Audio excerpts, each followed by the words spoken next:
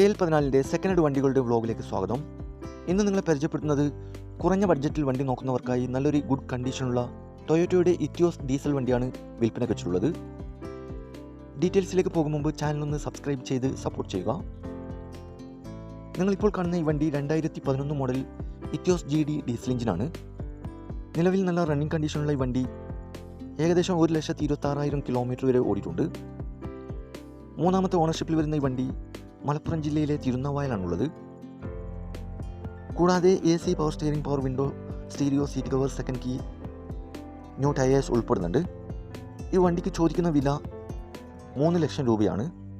പരമാവധി ഡിസ്കൗണ്ട് കാര്യങ്ങളൊക്കെ ചെയ്തു തരും, ഫിക്സ് റേറ്റ് അല്ല. നല്ലൊരു ഹൈ ക്വാളിറ്റി വണ്ടിയാണിത്.